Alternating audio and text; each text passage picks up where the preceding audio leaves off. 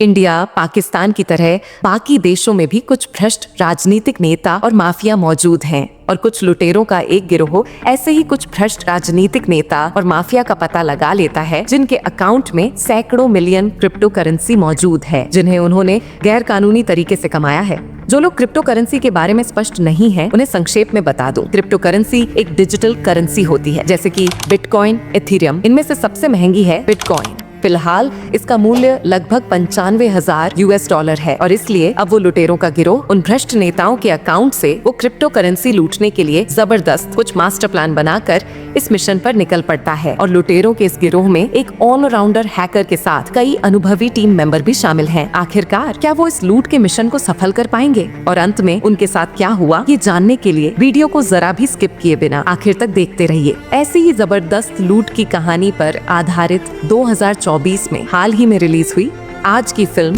Cash out. तो चलिए अब चलते हैं मुख्य कहानी की ओर। फिल्म की शुरुआत में हम मासन और एमिलिया को देखते हैं जो एक प्राइवेट जेट से सफर करके शहर के अमीर लोगों द्वारा आयोजित पार्टी में पहुंचे हैं। दरअसल उन्हें यहाँ इनवाइट करके बुलाया गया था। मेसन और एमिलिया ड्रिंक करते हैं, एंजॉय करते हैं, पार्टी में काफी वक्त बिताते हैं।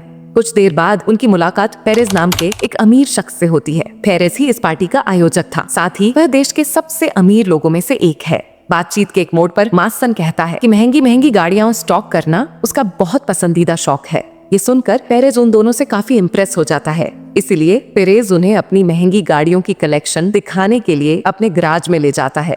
पेरेज को भी नई नई गाड़ियां खरीदकर स्टॉक करना पसंद था। पेरेज उन्हें अपने कलेक्शन की सबसे महंगी गाड़ी दिखाता है जिसकी कीमत लगभग 22 मिलियन अमेरिकी डॉलर है। पेरेज इस गाड़ी को ज्यादा चलाता नहीं, लेकिन वो इसे कभी बेचेगा भी नहीं।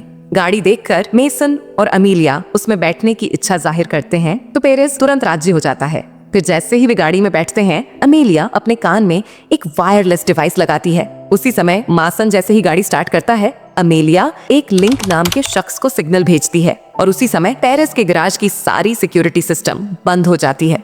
तभी मेसन के आदमी पेरेज के सिक्योरिटी गार्ड्स पर हमला कर देते हैं और पेरेज को भी घायल कर देते हैं। लिंक दरअसल एक हैकर है और वो एमिलिया के इशारे पर ये सब कर रहा होता है। जैसे ही सारे सिक्योरिटी सिस्टम बंद हो जाते हैं, मासन आसानी से गाड़ी को गैरेज से बाहर निकाल लेता है। दरअसल इस गाड़ी को चुराने का मकसद ही वे इस पार्टी में आए थे, तो योजना के अनुसार उन्होंने काम बिल्कुल ठीक से कर लिया। दूसरी जगह पर मासन के और टीम मेंबर ट्रक लेकर इंतजार कर रहे थे ताकि चोरी के बाद 22 मिलियन डॉलर की इस गाड़ी को आसानी से ट्रांसपोर्ट किया जा सके। मेसन ने अपना काम प्रोफेशनली किया, लेकिन पूरे काम के पूरा होने से पहले ही FBI उनकी गाड़ी का पीछा करने लगती है। FBI की मौजूदगी में मासन की चिंता बढ़ जाती है क्योंकि जैसा कि उन्होंने चोरी की योजना बनाई थी, वैसे में FBI को खबर नहीं लगनी चाहिए थी। इस स्तर पर ये साफ हो जाता है जब मेसन देखता है कि एमिलिया उसकी तरफ बंदूक तानकर खड़ी है। एमिलिया बताती है कि वह खुद FBI एजेंट है। इतने दिनों तक वह मासन को पकड़ने के लिए ही उसके साथ अभिनय कर रही थी, लेकिन मासन ने सच में एमिलिया से प्यार कर लिया था। मासन अपने टीम मेंबर्स को प्लान B का पालन करने के लिए कहता है। उस योजना के मुताबिक सभी टीम मेंबर्स एक पुल पर आकर पानी में कूदकर भाग जाते हैं। वहीं मेसन भी एमिलिया को धोखा देकर वहां से भाग जाता है। गाड़ी चोरी नहीं कर पाए, लेकिन पुलिस के हाथ से मेसन अपनी जान बचा लेता है। इसके बाद 3 महीने का समय गुजर जाता है। यहाँ मेसन को दिखाया जाता है जो बालकनी में बैठकर आराम कर रहा है। इसी दौरान सन नाम का एक टीम मेंबर आता है और सन मेसन का भाई भी था, साथ ही वह इस टीम का एक सदस्य था। सन आता है और मेसन को साथ लेकर एक बैंक लूट की योजना बनाता है, लेकिन मासन अब इन सभी चोरी डकैती से दूर रहना चाहता है। वह किसी भी हालत में इन झमेलों में फिर से नहीं पड़ना चाहता। फिर भी सोन बार बार उसे समझाने की कोशिश करता है, लेकिन जब वह असफल हो जाता है तो वह एक मोबाइल फोन मेसन की टेबल पर छोड़ देता है। फिर सन वहाँ से जाता हुआ कहता है, अगर मेसन अपना निर्णय बदलता है तो उसे फोन करके बताना। इसके बाद 3 दिन तक मासन फोन नहीं करता। अचानक लिंक फोन करके मासन से पूछता है कि वह आज के चोरी के मिशन में क्यों नहीं गया। बात यह थी कि पहले मेसन ने अपने भाई सन को मना किया था कि वह अब चोरी नहीं करेगा और इस योजना से वह कहीं भी शामिल नहीं होगा, लेकिन सन ने बाकी टीम मेंबर्स को यह नहीं बताया और उन्हें झूठ बोल दिया। सन ने उन्हें बताया कि मेसन भी इस चोरी में उनके साथ होगा, इसीलिए पूरे मामले को संभालने के लिए मेसन सन से मिलने जाता है। दूसरी ओर हम सन को देखते हैं जो एक आदमी को फिंगरप्रिंट देने के लिए राजी करने की कोशिश कर रहा है। ये आदमी दरअसल एक बैंक का मैनेजर है। बैंक मैनेजर किसी भी हाल में फिंगरप्रिंट देने के लिए तैयार नहीं है। तब सोन बंदूक दिखाकर, डर दिखाकर फिंगरप्रिंट ले लेता है।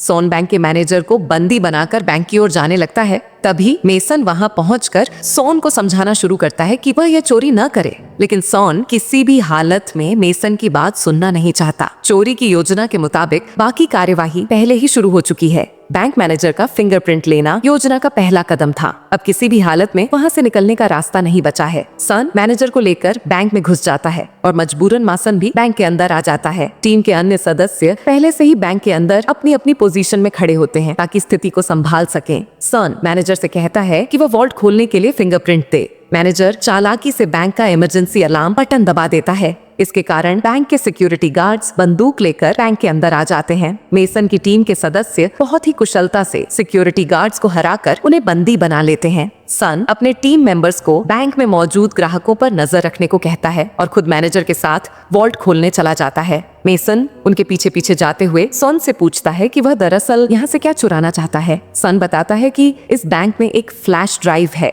और उस ड्राइव में अरबों डॉलर की क्रिप्टो करेंसी है। वे असल में वही फ्लैश ड्राइव चुराने के लिए यहाँ आए हैं। इसके बाद वे वॉल्ट रूम में घुसते हैं और जिस लॉकर में फ्लैश ड्राइव रखा था उसे पहचान लेते हैं। उनकी टीम के हैकर लिंक के माध्यम से वे लॉकर का पासवर्ड एक्सेस करते हैं और उसे खोल लेते हैं, लेकिन देखा जाता है कि उस लॉकर में कुछ भी नहीं है। तब मैनेजर बताता है कि फ्लैश ड्राइव उस लॉकर में नहीं थी, वह बहुत हाई सिक्योरिटी के साथ कहीं और रखी गई है। मैनेजर की बात सुनकर मेसन सन पर बहुत गुस्सा हो जाता है क्योंकि योजना के पहले कदम में ही वे विफल हो गए हैं। वहीं दूसरी ओर बैंक के बाहर FBI टीम आकर बैंक को चारों ओर से घेर लेती है और एमिलिया वहां ऑपरेशन इंचार्ज के रूप में आती है। इसके बाद एमिलिया मासन के हैकर लिंक से संपर्क करने की कोशिश करती है तो लिंक उसे मेसन को सूचित करता है। तब मेसन सन से कहता है कि वो मैनेजर को पूरी तरह से गन पॉइंट पर रखे। फिर मेसन एमिलिया से संपर्क करने के लिए सोन के पास आता है। एमिलिया की आवाज सुनकर पहले तो मेसन थोड़ी भावुक हो जाता है, लेकिन तुरंत ही वह खुद को संभालता है और अमेलिया से पेशेवर तरीके से बात करने लगता है। तब अमेलिया बैंक में बंदी बनाए गए लोगों को मुक्त करने के लिए मेसन की शर्तें जानना चाहती है। मेसन शुरू में बताता है कि वह नहीं चाहता कि FBI का कोई सदस्य बैंक के 50 गज के अंदर भी दिखे और अगर उसकी बात नहीं मानी गई तो वह सभी बंदियों को मारने की धमकी देता है।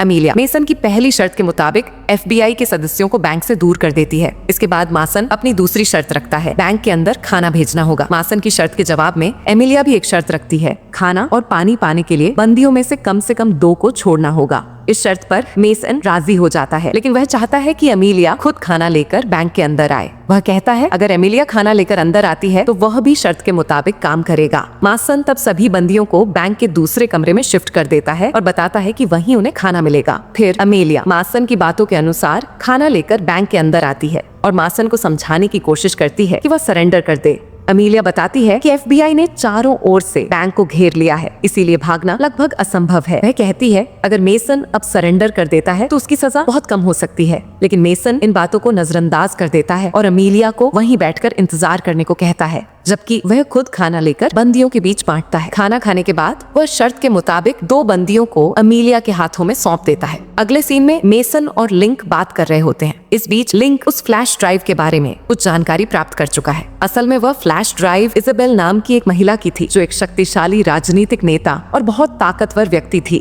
लिंक अब उस फ्लैश ड्राइव के सही स्थान को खोजने की कोशिश करता है और इस बारे में मेसन से बात करता है। इस चर्चा के दौरान सन थोड़ा विचलित हो जाता है। तभी बैंक मैनेजर उस पर हमला करता है और बंदूक के साथ भागने की कोशिश करता है। यह देखकर मासन तुरंत उसका पीछा करता है और एक समय के बाद मैनेजर को पकड़कर वापस बैंक के अंदर ले आता है। तब तक सोन भी वहां पहुंच जाता है। दोनों मिलकर मैनेजर पर दबाव डालते हैं। तब मैनेजर एक गुप्त वॉल्ट के बारे में बताता है और कहता है कि वहीं फ्लैश ड्राइव रखी हुई है। हालांकि वो मेसन और सन को चेतावनी देते हुए कहता है कि वे इस फ्लैश ड्राइव के पीछे न भागे, क्योंकि इसकी मालिक इजाबेल है जो अवेल नाम के एक शक्तिशाली माफिया की पत्नी है। अवेल एक खतरनाक अपराधी और राजनीतिक रूप से बेहद ताकतवर व्यक्ति है। ऐसा भी हो सकता है कि उस फ्लैश ड्राइव में मौजूद क्रिप्टो करेंसी के अलावा कुछ ऐसी जानकारी या दस्तावेज हों जो अगर सार्वजनिक हो जाएं तो कई बड़े सरकारी अधिकारी और राजनीतिक व्यक्ति खतरे में पड़ सकते हैं। ऐसा भी हो सकता है कि मेसन और उसकी टीम वॉल्ट तक पहुंचने से पहले एवल अपने लोगों को भेजकर मेसन और उसकी टीम को मार डालें। फिर भी इतना कुछ जानने के बाद भी मेसन निर्णय लेता है कि वह किसी भी हाल में उस वॉल्ट को ढूंढेगा और देखेगा कि उस ड्राइव में क्रिप्टो करेंसी के अलावा और कौन कौन सी जानकारी है। इसके बाद वे बैंक से बाहर निकलकर उस वॉल्ट को ढूंढने के लिए निकल पड़ते हैं। दूसरी ओर हम देखते हैं कि उस माफिया अवेल का सहायक एलेक्स बैंक की स्थिति का निरीक्षण निरीक्षण करने आया है। फिर वह अमीलिया से मिलता है और पूछता है कि इतनी बड़ी स्थिति में फंसने के बावजूद FBI टीम अब तक बैंक में हमला क्यों नहीं किया है। तब एमिलिया बताती है कि वे पहले ही बैंक के कर्मचारियों और सभी ग्राहकों को हॉस्टेज बना चुके थे, जिसकी वजह से FBI अब तक हमला नहीं कर पाई है। जिम्मियों को देखते हुए वे न्यूट्रल स्थिति में हैं। इसके बाद दोनों के बीच बहस शुरू हो जाती है। एक बिंदु पर एलेक्स अमीलिया से कहता है कि अगर 1 घंटे के भीतर बैंक के मैनेजर को नहीं बचाया गया तो उसे इस मिशन से निलंबित कर दिया जाएगा और ये मिशन CIA की स्पेशल फोर्सेस को सौंपा जाएगा। एलेक्स की बात सुनकर अमीलिया को शक होता है। वह अपने सीनियर बॉस को फोन करती है और पूछती है कि आखिर क्यों एलेक्स अचानक इतना दखल दे रहा है। तब उसका बॉस बताता है कि उस वॉल्ट में बहुत सारे सरकारी अधिकारियों की गुप्त जानकारी है, जो अगर लीक हो गई तो पूरा सरकारी सिस्टम ढह सकता है। इसी वजह से सरकार की ओर से दबाव डाला जा रहा है कि किसी भी तरीके से मासन की टीम को यहीं रोककर गिरफ्तार किया जाए। उसका बॉस ये भी बताता है कि अब स्थिति इतनी जटिल हो चुकी है कि यह FBI के नियंत्रण से बाहर जा चुका है। बाद सीन बदलता है। दिखाया जाता है कि मेसन और सन बैंक के मैनेजर के साथ पूरे बैंक में उस वॉल्ट को ढूंढ रहे हैं। वे जहां तहां दीवारें तोड़कर जांच कर रहे हैं, क्योंकि उनका मानना है कि वॉल्ट बैंक के किसी गुप्त स्थान पर छुपा हुआ है। एक के बाद एक दीवारें तोड़ते हुए वे चलते जा रहे हैं।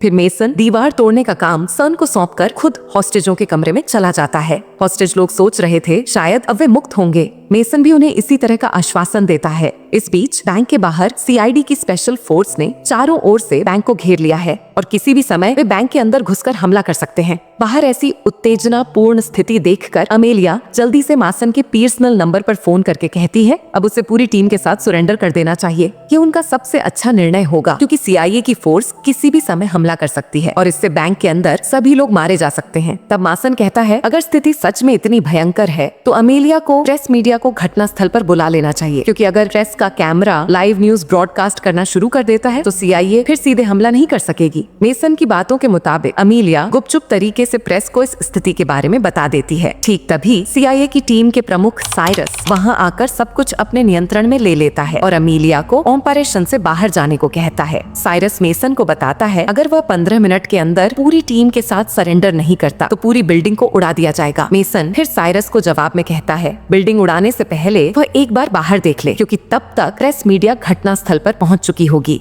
मीडिया के सामने साइरस सीधे हमला नहीं कर सकेगा। ये सुनकर साइरस कहता है बिल्डिंग तो न सही, लेकिन वे बैंक के अंदर घुसकर सबको ब्रश फायर से खत्म कर देंगे और तब मीडिया बाहर से कुछ भी नहीं देख पाएगा।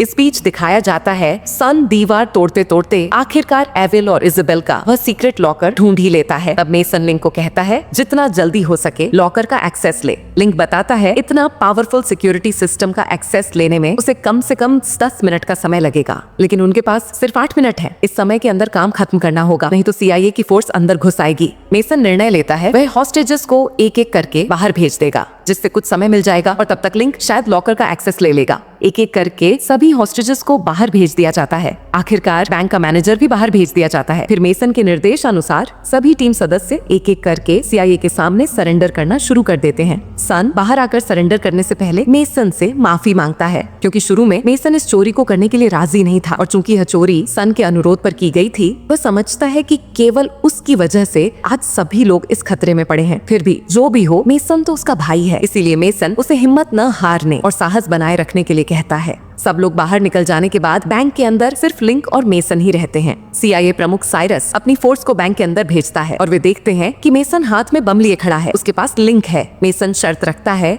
उसे अब एलेक्स से मिलवाना होगा, यानी वह माफिया अवेल का सहायक, और अगर एलेक्स से नहीं मिलवाया गया तो वह यहीं बम विस्फोट कर देगा और सभी को उड़ा देगा। मेसन की बात खत्म होते ही एक बम विस्फोट का दृश्य दिखाया जाता है और ठीक कैसे ये हुआ ये थोड़ी देर में पता चलेगा। घटना जैसी दिखाई जाती है उससे ऐसा लगता है कि इस बम विस्फोट में मेसन, लिंक और CIA टीम के सदस्य सभी मारे गए हैं और यही बात हर जगह प्रसारित होती है। अगले दृश्य में दिखाया जाता है कि अमेलिया अपने बॉस से नौकरी से इस्तीफा देने के लिए आई है, क्योंकि जहां सभी भ्रष्ट हैं वहां वह और काम नहीं करना चाहती। अगले दिन अमेलिया सीधे मेसन के पास जाती है। असल में उस बम विस्फोट में मेसन मरा नहीं था। अब यह पता चलेगा कि मेसन कैसे जिंदा बचा। असल में पूरी घटना पूर्व निर्धारित थी, ताकि पेरेस की $22 मिलियन की कार चोरी का मिशन फेल हो जाए, क्योंकि अगर मेसन और उसकी टीम उस हीस्ट में असफल हो जाते तो पूरी FBI विभाग में ईमेल की प्रसिद्धि फैल जाती और सभी उसे एक ईमानदार अधिकारी मानते। इसी उद्देश्य से मासन ने इतनी बड़ी हीस्ट की योजना बनाई थी। उस दिन जब मासन ने बैंक में एलेक्स से मिलने की शर्त रखी थी, तब एलेक्स सच में मिलने आया था। वहाँ मेसन ने उस फ्लैश ड्राइव को वापस देने के बजाय कुछ शर्तें रखी थी, जैसे मेसन की सारी टीम के अकाउंट्स में $10 मिलियन ट्रांसफर किए जाएं और साथ ही बंदी बने प्रत्येक व्यक्ति के अकाउंट में $1 मिलियन डाला जाए। इसके अलावा मेसन और उसकी पूरी टीम के लिए बिल्कुल नए पहचान पत्र और ड्राइविंग लाइसेंस बनाए जाएं।